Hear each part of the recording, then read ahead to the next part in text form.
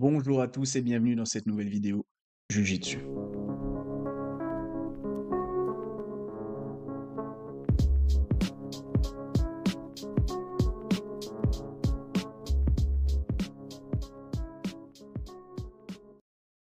Donc aujourd'hui on se retrouve pour parler de Levi Jones Leary. Levi Jones Leary, qui est un Jiu-Jitero, donc essentiellement Guy, qui s'entraîne, bah là vous l'avez là, chez Unity, donc chez Murilo Santana, avec Meisa Bastos, il s'est entraîné aussi avec les frères Miayo, spécialiste de l'inversion de tout ce qui est berimbolo, crab ride, etc.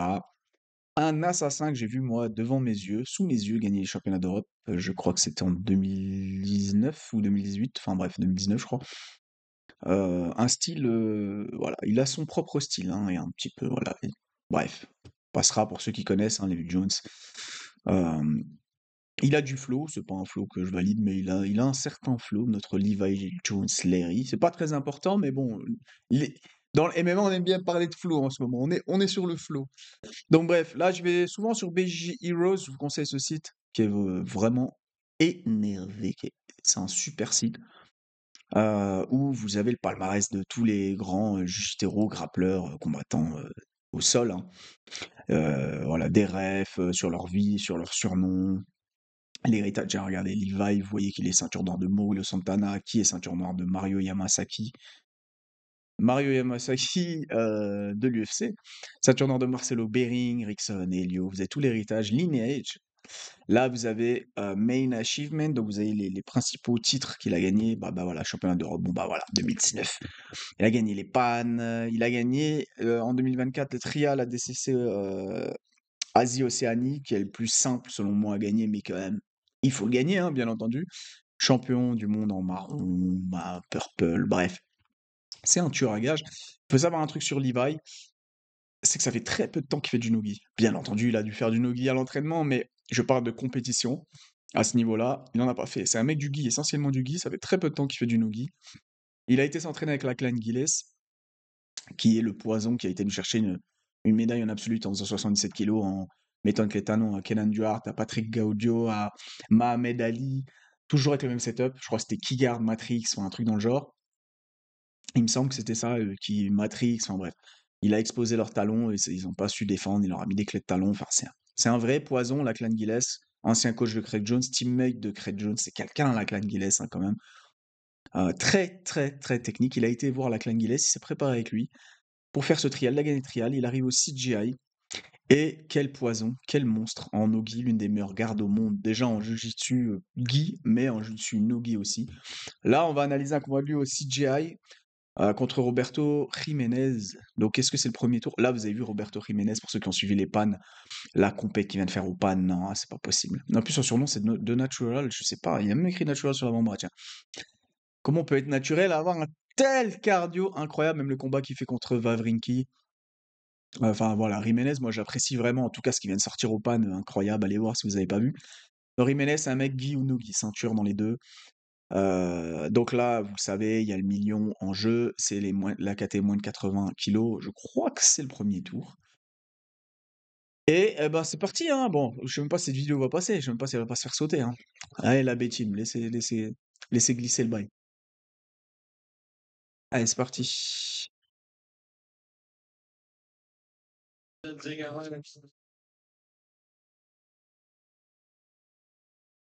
Alors, pour expliquer un peu, alors, Levi, je vous ai dit, c'est vraiment Guardero, hein. Roberto Jiménez, c'est un gros passeur. Gros passeur de garde. Un style un peu à la Ruotolo dans le rythme. Il met un gros rythme. Et il est très agressif sur les soumissions, il cherche le dos. Voilà, moi j'apprécie vraiment le jiu-jitsu de Roberto Jiménez. Ça tire la garde. Là, ce qu'on fait, c'est comme le combat n'est pas long, je le laisse couler, et ensuite on le remettra en mode mal de tête.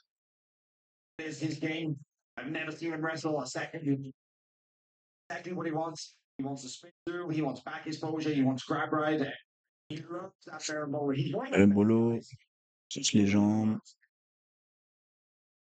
full sweep. Jiménez qui cherche la jambe direct. understand the fact as well that he's a bit of a nomad, he likes to travel around and stuff, but this is his hometown. I mean, he basically grew up since he was a teenager. He's been here. C'est le surfeur d'argent, He Levi, avec sa dégaine et sa coupe.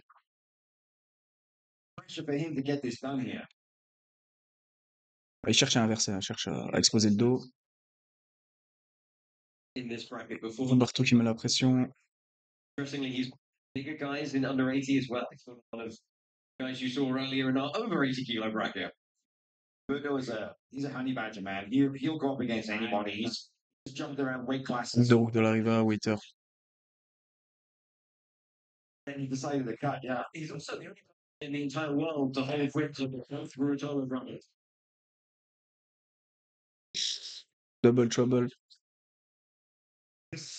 The new is On expose le talon.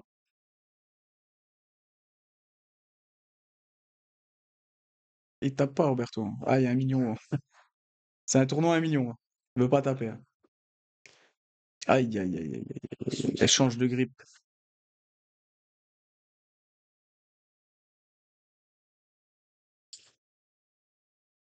Ah, j'ai mal. Ah, ça tape. Incroyable. Incroyable. Le mec, il fait pas de no-gi, il fait pas de grappe à la base. C'est un mec du gi. Il arrive là, il te fait des setups de clé de talon, il réajuste son grip, tout. Non, incroyable. Et en plus, il fait ça à Jiménez. Jiménez, les gars, je vous assure, c'est pas simple de lui mettre une clé de talon. Il est vraiment fort, Roberto. Bon, ça a été vite, hein. Ça a été vite. Là, regardez, on dirait pas le surfeur d'argent. Il a un flow, hein, il a un vrai flow. Moi, je valide pas s'il met du vernis à c'est pas mes bails. Mais il a un vrai flow quand même, Levi Jones, faut dire. Il a un petit peu dans son monde comme ça, tous ceux qui le suivent un peu sur les réseaux. Jiménez aussi, il a un petit flow. Lui, c'est la rue, lui. Allez, c'est parti. Allez, là, on se fait le mal de tête, les gars. Ça tire la garde, touche pas à mes jambes. Donc Levi, clairement, il veut inverser. Donc soit il veut faire du Kiss of the Dragon à partir de l'arriva inversée, soit il veut faire de la Waiter à partir d'Underhook de l'arriva, soit faire du Berimbolo à partir de l'arriva. On peut rentrer en Waiter de l'arriva simple aussi. Il veut inverser, chercher le Berimbolo, du Crab Ride, du Kiss of the Dragon. Soit il va accéder à ton dos. Levi, c'est un spécialiste. J'ai bien dit spécialiste, et je pèse mes mots, de la prise de dos depuis de l'inversion. C'est un poison là-dessus. Et sauf que là, en grappling, t'as pas les grippes ceinture, t'as pas les grippes pantalon, c'est beaucoup plus complexe d'aller chercher un dos parce que c'est vraiment des grippes au niveau des hanches. Par contre, quand tu inverses, que le mec défend pour pas se prendre le dos, tu exposes les jambes. Et c'est là-dessus que Levi a travaillé avec la Clan Gilles. Et là, je suis tellement impressionné parce que j'ai suivi son parcours à la DCC Trial. Il nous a posé une masterclass, il a rongé les mecs à base de clés de jambes, de prise de dos phénoménale. Parce qu'il y avait quelques noms, hein, dans sa catégorie à la DCC Trial, bien que ce soit l'Asie Océanie. C'est parti. Donc là, Levi, il a besoin d'une connexion, il a besoin des jambes. Il a besoin d'être connecté aux jambes de Roberto avec ses jambes. Roberto le sait, c'est pour ça que vous voyez, il est loin. Roberto, il travaille avec ses mains. Ah, tout. Dès qu'il a la possibilité d'inverser, il va inverser. Regardez, tout de suite, là, on prend un grip. Hop, qui sort de Dragon, ça roule. Hop, ça expose le dos. Direct, Roberto, il défend bien. Backstep. Hop, de la Riva. Là, tout de suite, on part à gauche. Voilà, hop, tout de suite, là, on part sur du Berimbolo, la classique. Donc ça, c'est son pain et son beurre à Levi.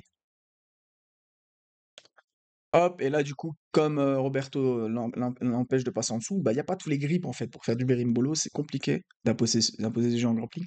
Ça lui donne des accès aux jambes.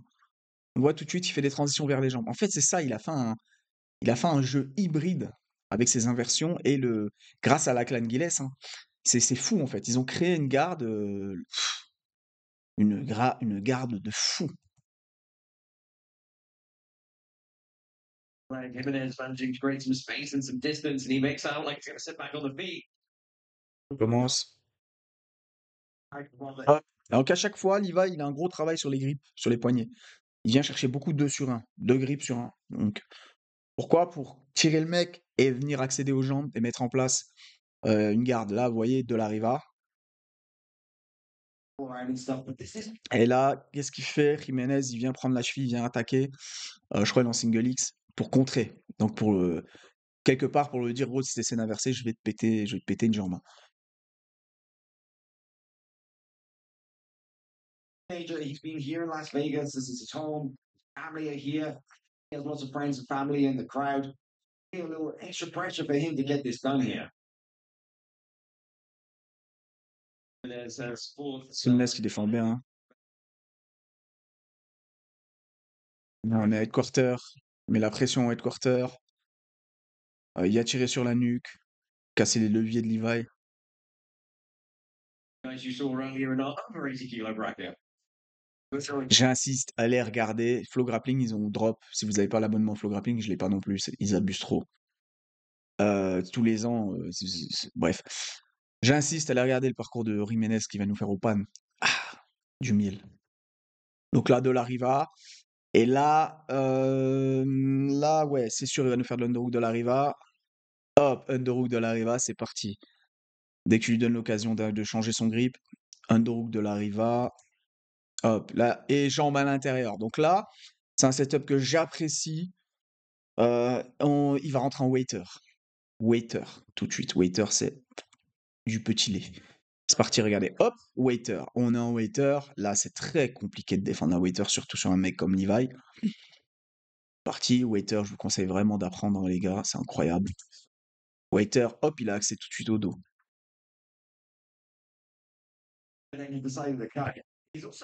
Mais comme je vous disais, comme vous n'avez pas les grips du kimono, c'est très compliqué de finir les actions. Du coup, il faut ce jeu un peu mixé avec les clés de jambes ça vous donne accès aux jambes. Et vous voyez, c'est ce qu'il fait. Il a récupéré une jambe. Donc là, il est sur une single X modifiée. Enfin, non, même pas un saddle. Ouais, il est sur un saddle. Il a récupéré la deuxième jambe. Donc, saddle plus la deuxième jambe, double trouble. Il va rouler. Ça roule. Et il a bien le genou. Donc là, il est en double trouble. Vous voyez, ses jambes, elles sont fermées en triangle. C'est quand vous avez un saddle et l'autre jambe avec. Grossièrement, double trouble, c'est vous êtes 2 fois dans la merde. Il a besoin de séparer les jambes pour isoler le talon, d'accord? Parce qu'il veut, c'est pas travailler le pied qui est le plus près de sa tête, là, vous voyez, c'est l'autre pied. Et regardez, il va passer son bras au milieu hop, pour exposer le talon tout de suite. Et là, on est sur la clé de talon. Et là, le talon, la jambe qui l'attaque, c'est la jambe qui est prise dans son triangle de jambes. Et là, il est bien. Là, il est bien.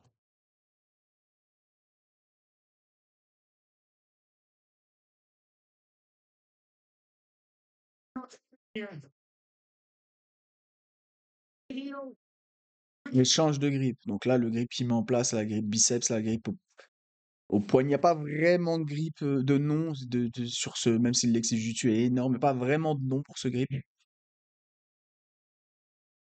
Il a changé de grip. Aïe, aïe, aïe, aïe, aïe, aïe, aïe. Là, c'est mort. Là, clairement, bon, on l'a vu en plus, hein, mais là, c'est mort. Là, c'est mort. Là, il vient bien pousser comme ça pour engager vraiment les ligaments du genou. Bien sûr que les talons, c'est le genou, hein, que vous mettez à défaut. Ça peut blesser la cheville, mais c'est surtout le talon. Et là, comment on pourrait défendre Jiménez? Il est presque mort, les gars. Enfin, presque. Il est mort. Là, en l'occurrence, il est en train de taper, mais vraiment, pour défendre, c'est très compliqué. Il faudrait rouler, tourner, vraiment tourner, tourner, tourner, tendre le pied. Bon, je peux pas vous expliquer là, mais vous avez Levi avec son pied droit sous la fesse gauche de Roberto Jiménez. En fait, le saddle, en plus du saddle, grâce à son pied droit, il va limiter aussi les rotations potentielles de Roberto Jiménez. Et c'est fini. Aïe, aïe, aïe. Et un Levi Jones Leary qui met une clé de talon en grappling à Roberto Jiménez, pour moi, c'est pas rien. C'est pas rien, les gars. C'est une dinguerie. Et il va faire d'autres dingueries, hein. Est-ce qu'on arrive à trouver le combat? Ouais, on a le combat contre Tai. Donc le v'là, le surfeur d'argent contre Tairo Otolo, qui est un monstre, hein, Tairo Otolo. Donc moi, quand je vois ce combat, je me dis, Tai, il va laver Levi. Bonne garde ou pas bonne garde, Tai, c'est vraiment le mec qui tabasse les inversions. Les mecs qui inversent, les berimbolo, les crab ride. Ça marche pas sur... ils sont immunisés contre ça, les Otolo. Allez, c'est parti.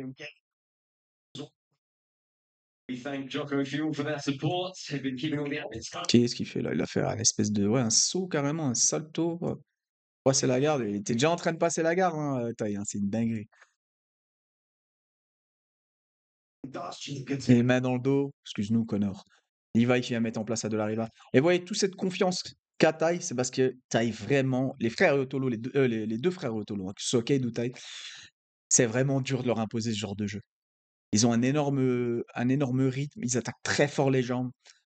C'est vraiment compliqué de venir prendre le dos, de leur prendre le dos. Voilà, là, il est dans sa garde, hein, Levi. Hop, il part sur un berimbolo. Around that Berimbolo game again on the outside. Just the way Tigers Toujours contrôler la jambe qui va vous donner de l'inertie, qui va vous donner du contrepoids. Regardez ce que fait Ty. Il contrôle avec sa main gauche le pied droit de Levi. Quand bien même que Levi arrive à le mettre sur les fesses, tant qu'il contrôle cette jambe, regardez, tant qu'il contrôle cette jambe, hop, il sort sa jambe droite du berimbolo. Ben, Levi peut pas faire grand-chose. Vous voyez, regardez, hop, et il prend soin de pas lâcher cette cheville. Donc que ce soit sur le Kiss of the Dragon à partir de la Dolariva inversée ou sur le berimbolo à partir de la Dolariva, contrôlez toujours la jambe qui est pas connectée à votre jambe, celle qui va créer du contrepoids, créer de l'inertie, venir passer à l'intérieur après, vous la contrôlez, ça c'est déjà une très bonne défense. Et là, c'est la maison pour Taille. and that heart On attack. va essayer de mettre en place. Là, voilà, pareil. On est ce dont je vous parlais tout à l'heure. On est en Dolariva inversée, vous voyez. Levi, il est en 2 sur 1, il contrôle le bras gauche de Taille avec ses deux mains, 2 sur 1, comme je vous expliquais tout à l'heure. Il a besoin de limiter la mobilité de ses adversaires, les freiner un peu pour mettre en place son jeu. Et là, ce qu'il veut, c'est passer en dessous de Taille. Mais comme Taille tient le pied avec sa main droite, bah, c'est très compliqué en fait. Enfin, c'est même pas très compliqué, c'est mort. Regardez, vous voyez, en fait, c'est ça le truc. Et Taille, il le sait ça. Against Jones Leary. 22. Ah, ils ont dit en 2022, Taille, il a déjà mis une clé de jambe à Levi. En 2022. Standing development. Ah ouais, depuis le temps, il a beaucoup travaillé avec la clan Gilles. Levi, il a bien développé son jeu de clé de jambe. It's Tyro total. He's gonna just hang out in Levi's guard. This is a very different complexion from the match they've got him here defeating Jason North.